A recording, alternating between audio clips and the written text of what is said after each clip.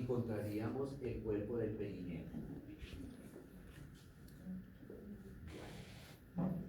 Empecemos a, esto era como las generalidades del perineo. Empecemos a hablar ahora de esos dos triángulos, ¿sí? ¿Qué encuentro después de la piel?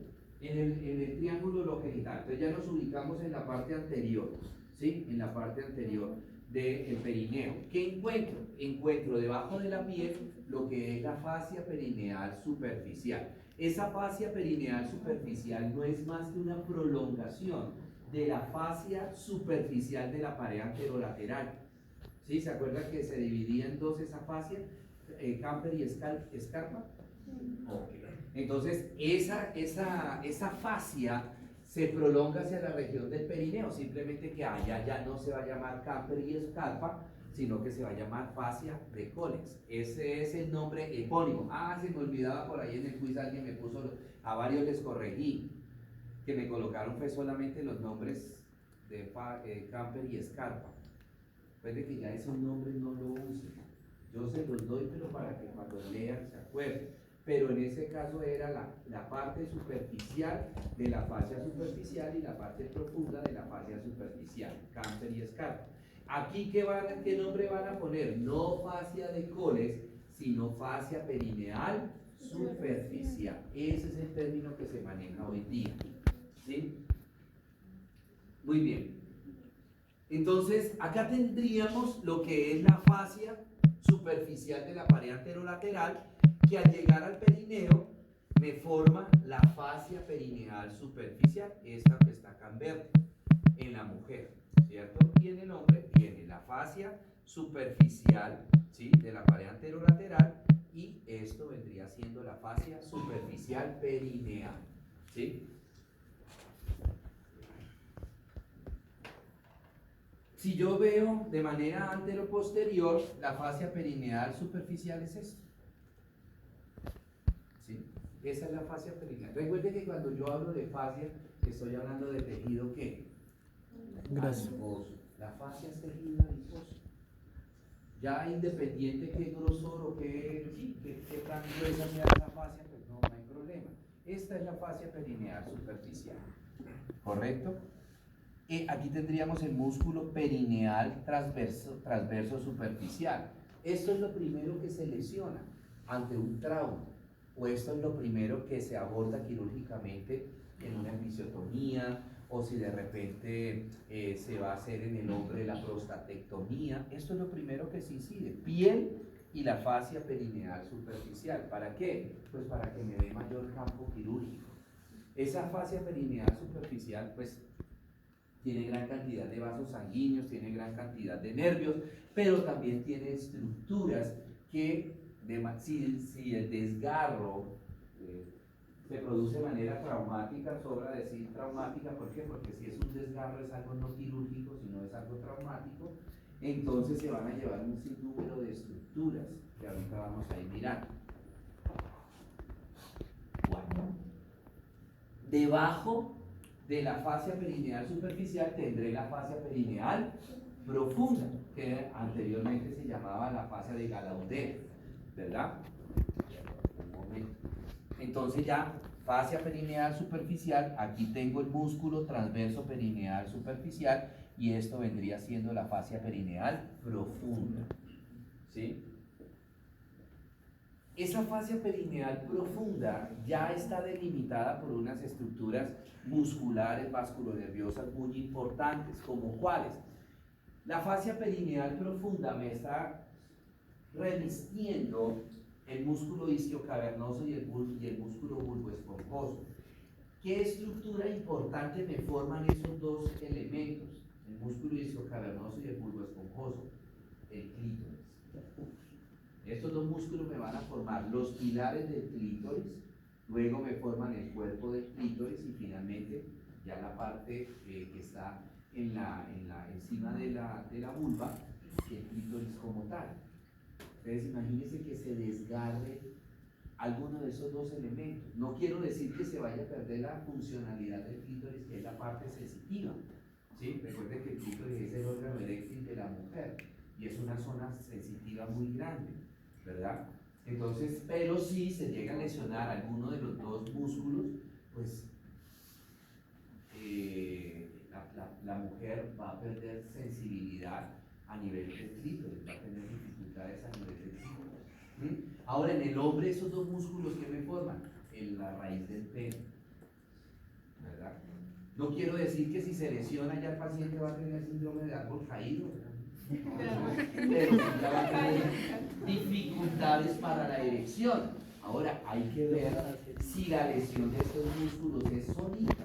O sea, solamente se lesiona el músculo como tal y no se lesionan los nervios que van por ahí. Si no se lesionan los nervios, perfecto. La lesión muscular, o sea, se sutura y no pasó nada.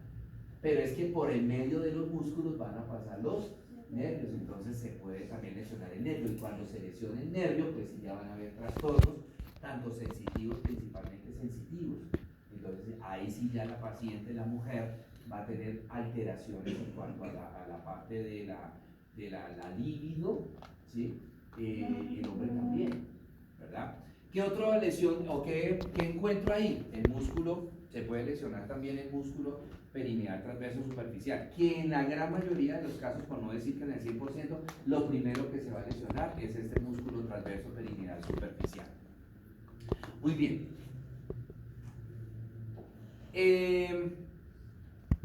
En la mujer, ¿cierto? Esa fascia perineal profunda, además de tener el inicio del clítoris, también que tiene el ligamento suspensorio del clítoris. Otro elemento muy importante. ¿Por qué? Porque ese ligamento suspensorio del clítoris es el que le da el movimiento al clítoris durante la fase de excitación sexual de la mujer. Durante la fase de excitación sexual de la mujer, como el clítoris se erecta, ¿sí? Entonces el ligamento impulsa el clítoris hacia adelante, ¿sí? Porque él está metidito dentro de la horquilla, dentro del prepucio, ¿sí? Está metidito el clítoris ahí, porque está pequeño. Cuando está en la fase de excitación sexual de la mujer, se erecta el clítoris y sobresale. ¿Por qué? Porque es una zona erógena de la mujer, es una zona de alta sensibilidad en la mujer, ¿correcto? Entonces, también al lesionarse el ligamento, pues no va a haber quien, durante la fase de excitación sexual de la mujer, no va a haber quien impulse, por así decirlo, el clítoris hacia adelante y el clítoris va a quedar metido dentro del prepucio, dentro del capuchón, ¿correcto? Bueno, muy bien. Entonces, ya les decía, esto vendría siendo lo que es la parte de la fascia perineal profunda. Aquí tenemos el músculo isquio, ese sería el músculo isquiocavernoso, el bulbo esponjoso, tanto en hombres como en mujeres, miren, isquiocavernoso, bulbo esponjoso, ¿correcto? Aquí estaría el músculo perineal transverso superficial, tanto en hombres como en mujeres, y por aquí van a pasar una serie de estructuras. Mire que aquí me están formando la parte de la vulva y la parte del clítoris en la mujer, y en el hombre, aquí está el pene, ¿verdad? Entonces ya se empezaría con lesiones a nivel de la fascia perineal profunda, lesiones a nivel de esos órganos. Ahora bien, ¿cuándo se puede lesionar la fascia perineal profunda? ¿Cuándo se lesiona? En los desgarros en el desgarro grado 4 se puede lesionar la fascia perineal profunda, pero yo les decía hace un ratito que también a través de traumas. Es común, pues no es que se presente todos los días, pero sí es frecuente, por ejemplo, en los niños, los traumas del perineo. Por ejemplo, cuando están montando patines que como que no saben montar el patín y quedan, se les abren las piernas, hacen espatacas y ellos no tienen esa laxitud de los músculos. Por ejemplo, en las gimnastas, ellas les empiezan a hacer ejercicios continuamente para ir, ¿qué? El ligamento irlo distendiendo para que se puedan ir bien de piernas, hacer la espataca, hacerlo bien. Pero en un niño, ¿sí? En un niño que no está acostumbrado a este tipo de ejercicio, por más de que tenga laxitud del músculo, laxitud de ligamentos y toda esa cuestión, estas estructuras tienen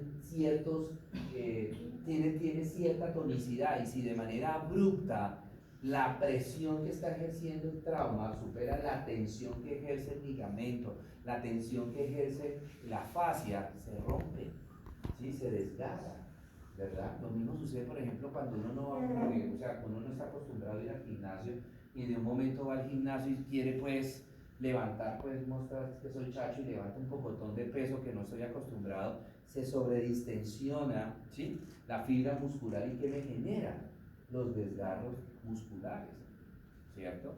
Entonces, se han visto estos traumas, por ejemplo, también cuando está montando cicla, que se caen y quedan ahorcajadas sobre alguna de las varillas de la cicla, quedan ahorcajadas. También, por ejemplo, es así, es un trauma eventual que alguna vez vi.